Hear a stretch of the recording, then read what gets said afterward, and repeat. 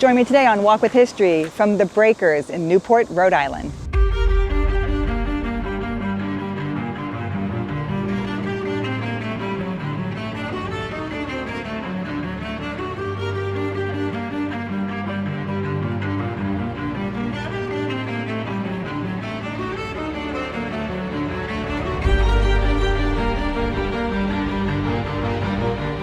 Hi, Jen, Walk with History historian and veteran, and standing in front of the Breakers here in Newport, Rhode Island. One of those Gilded Age mansions, one of those summer homes from the elite of Manhattan, where they would come here in summer because it was nice and cool and great to get out of the city. But they had to build these big mansions to house the 400 elite families for parties here.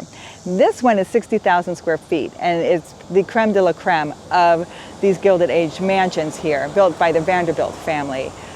This one is also open to the public, where you can come and visit, and used in this show, The Gilded Age. Let's go inside.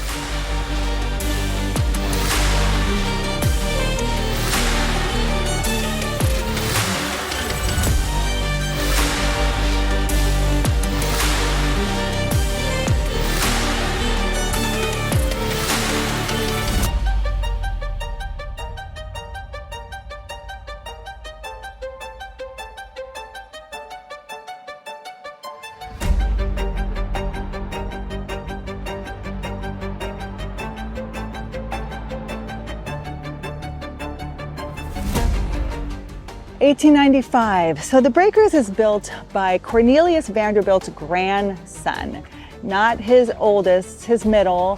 William and Alva, they're going to build the marbles. And when they build the marbles, his brother sees this and goes, I'm going to build the Breakers. And the Breakers is about 60,000 square feet, right on the same avenue as the marbles with Alva and Cornelius build. And then their younger brother sees this and goes, oh yeah, I'm going to build the Biltmore in North Carolina, which is 3 times the size. But let's go inside the Breakers. Oh my gosh, look at this. The Great Hall. Oh my gosh, it's beautiful. So this is the grandest of the Newport Summer Colleges, symbol of the Vanderbilt family's social and financial power. The Fortune is built by Commodore Cornelius Vanderbilt, and then his grandson, Cornelius Vanderbilt II, builds this. And of course, the Gilded Age is filmed here.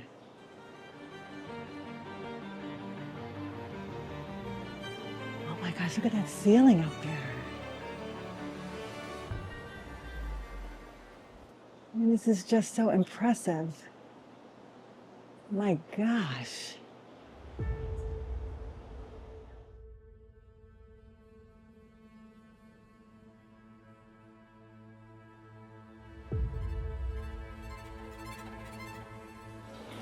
Oh my gosh, look at this.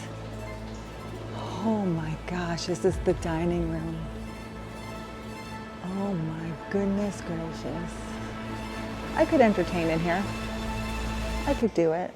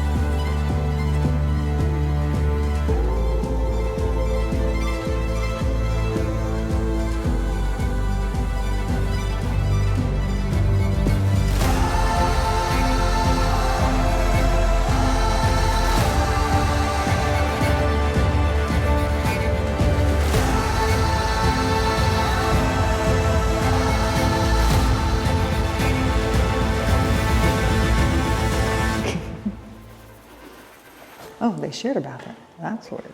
Oh my gosh. So the spigot gets hot water, cold water, and salt water. And this is their second floor view of the coast of Newport. So when people do the cliff walk, and they walk right along, the back of the breakers. And what's interesting about the breakers is this was a place to really promenade. This was a place you really came. This was a place you really came to be seen. You would promenade out there on the grass in your finest, and especially summer parties, you could go out there and walk and be seen, and that's why this is such a big area. The cliff walk is out there. You can see the fence kind of out there, and that's what people do. It's a 3.5-mile cliff walk that takes you behind all of these mansions of the Gilded Age, and that's all accessible to the public. They tried to shut it down. They tried to get the public not access to see the back of their homes, but a judge in Newport overruled them and said, nope, it's always been public. It's going to stay public. But this is a beautiful area. Look at the ceilings. Like I said, this is second floor balcony overlooking the grass there of the breakers, and known really for the parties and the promenade people would do out there, to be seen by one of the elite 400 of those elite families of the Gilded Age.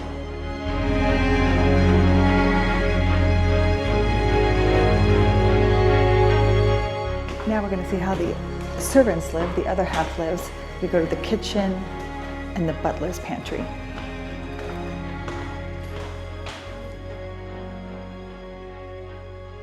In those 19th and 20th centuries, they're known as the Gilded Age. Now, the Gilded Age is coined by Mark Twain in 1873. He writes a book called The Gilded Age, and that's where that term is coined from. But it's supposed to represent the late 1870s to the early 1900s, 1910s. And it's the growth, it's the financial and industrial growth following the Civil War. Also the social change and the inequities of that financial growth, as monopolies were built by the Rockefellers, the Vanderbilts, the Carnegies, and J.P. Morgan with the banks. This wealth was seen in opulent buildings, and the Vanderbilts were among the best of the country's greatest builders. So this is the little playhouse that was built in 1886 to match the breakers. It's used for the youngest Vanderbilt child, Gladys, with her little playhouse. How cute is that? The playhouse. What a nice little playhouse. Now we talked about this. Commodore Cornelius Vanderbilt is the first. He makes the Vanderbilt fortune in steamships and railroads. And then his grandson, Cornelius Vanderbilt II, became the chairman and the president of the New York Central Railroad. The same year he purchased the breakers, but not the breakers you see today. The original house was built in 1877 and was destroyed. The following year, Mr. Vanderbilt commissioned architect Richard Morris Hunt to design the current house. Hunt created the 70-room cottage built by an international team of artists and craftsmen. Work began in 1893, completed in the summer of 1895. The house totals about 1,380 square feet. So welcome to the breakers. Welcome to the Gilded Age. Welcome to being invited to one of the most opulent families here in the summer in Newport, Rhode Island. I hope you enjoyed that tour. I hope you learned something about the Gilded Age, reliving this opulent wealth and this show of it. On to my next Walk with History.